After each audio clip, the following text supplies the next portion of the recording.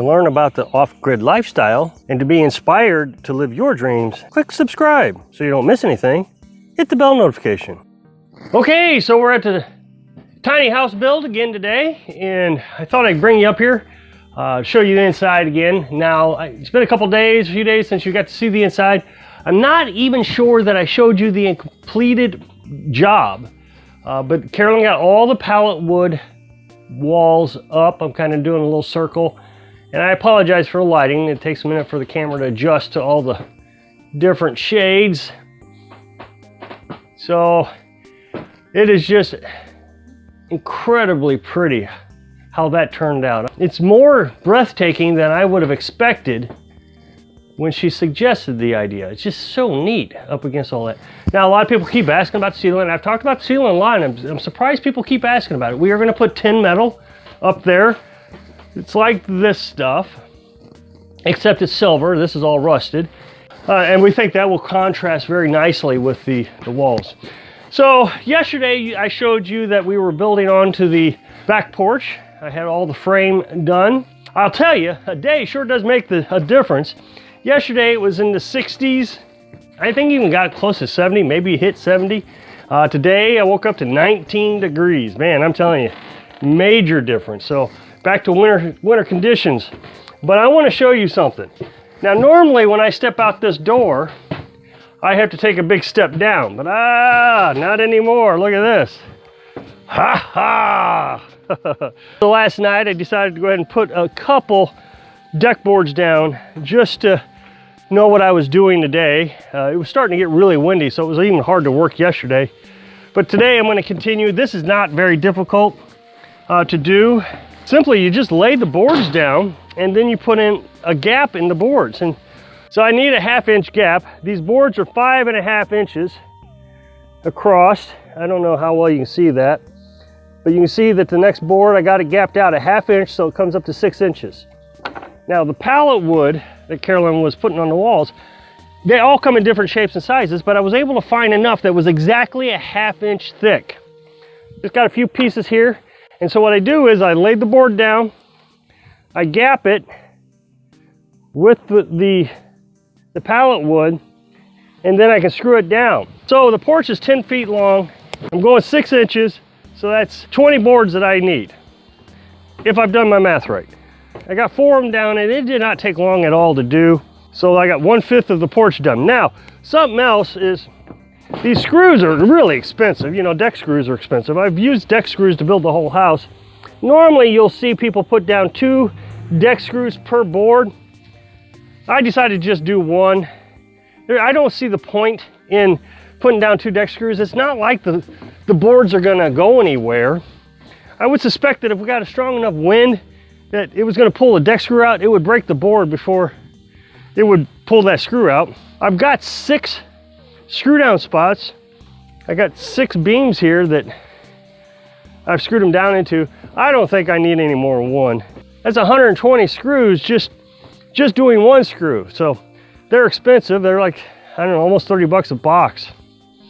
So I'm gonna get started on this, and hopefully I can finish it up if I can stay warm enough. The other problem I have with this cold is my camera battery dies almost instantly as soon as I expose it to the cold. So I always have to shut it down, put it in my pocket, let it warm up. And by that time, I forgot, oh, I need to record this, and I've already got 10 things done.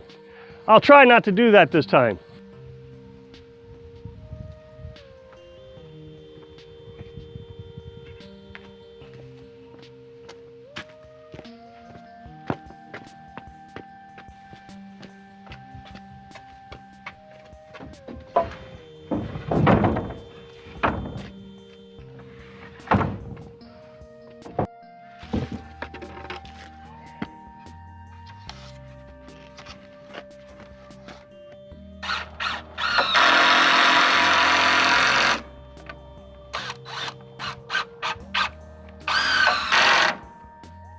Okay, so I put a 1x4 here to help me out a little bit so I can go a little bit faster. The idea of this board here is so I can just set the next board right there without having to come over, measure, check, measure, check. I've got a 2.5 inch overhang here. These are pressure treated boards. So they're weather resistant. I also have cedar boards here. That's just because Home Depot didn't have enough pressure treated. I'd have gotten everything in pressure treated otherwise. We have a little bit of overhang here, and I did that on purpose. The trailer is not quite 12 feet wide, even though they call it a 12 feet wide. It's just under about, what, 5 inches total. So I put 2.5 inches on each side overhang. That way I don't have to cut these boards. I will have to cut one board. When I put my post up, I'm gonna use post to put the roof up. Now that's gonna be a springtime project, we think, because we gotta mix concrete to do that, to put our post in. If concrete freezes, it doesn't work so well.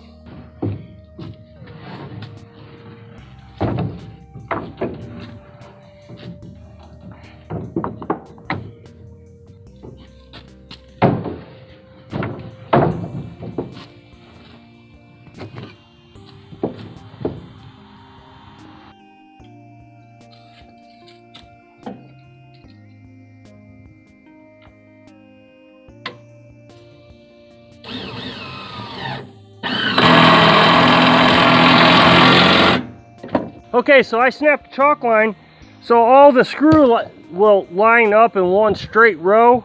I also am measuring the board, so I put the screw exactly center of the board. That way it all looks kind of even and it's not too distracting when you see the screws hanging out there. Did the same thing on the siding on the walls. I try to make sure all the screws lined up.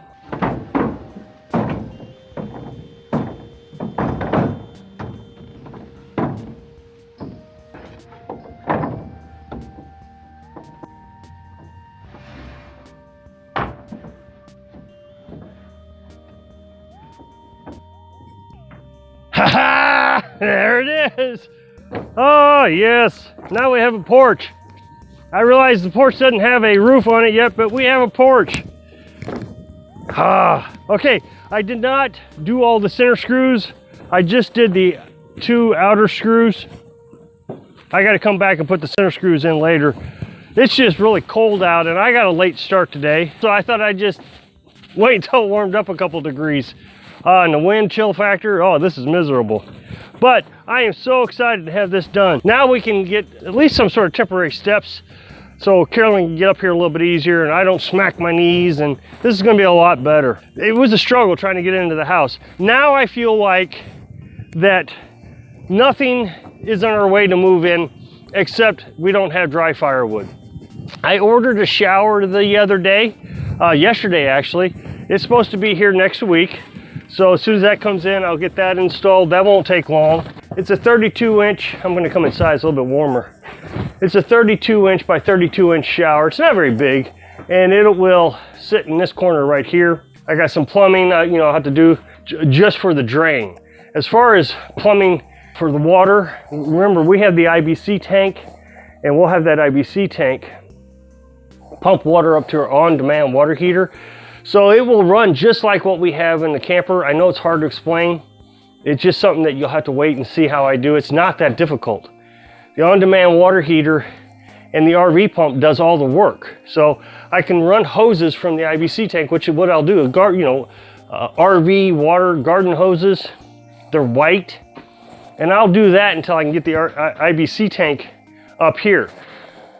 The biggest reason I don't want to move the IBC tank right now is because I would need such heavy gauge wire to run the RV pump from the batteries down at the camper. And that is the one disadvantage with having our electrical center down there, is all the wiring that we're gonna have to run up here. We'll probably get the ceiling and the wiring next month, or I don't even know if we're gonna wait a month. I think we're just gonna keep working the best we can. The problem is the ground's probably pretty frozen right now. I don't know. And I'm gonna have to dig a little bit. I'm gonna have to do that by 200 feet. I'm gonna have to dig a trench to bury that wire. And this spring, I'll worry about burying the garden hose. We'll get the wire up here. Then we can start running electric in here. We've talked about lights, what we're gonna do about lights. And you know what we're gonna do? We're just gonna get lamps. And we can plug the lamp into the plug. Maybe one lamp with an LED light bulb. We've talked about running an overhead light, but there's just no reason to. We can have a lamp, and heck, if we wanted to move the lamp, we can move to the other side. of the room. We're gonna have 3 outlets under each window, and we're just gonna run it from underneath. The wire is gonna come up underneath the floor, and we're gonna run it right up here, and we'll have an external electric box right there at the floor. We'll just screw the electric box. You see them all the time, they're little metal electric boxes. You see them a lot in concrete buildings where they're external to the wall.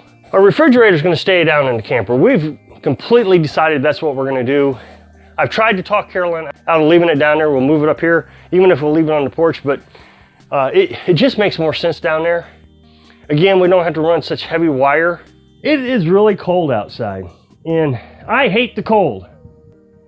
But getting something accomplished, even when it's really cold like this and you're really proud of it, can't beat it. I hope I can inspire you to create something even when you can't stand the weather. Thanks for watching.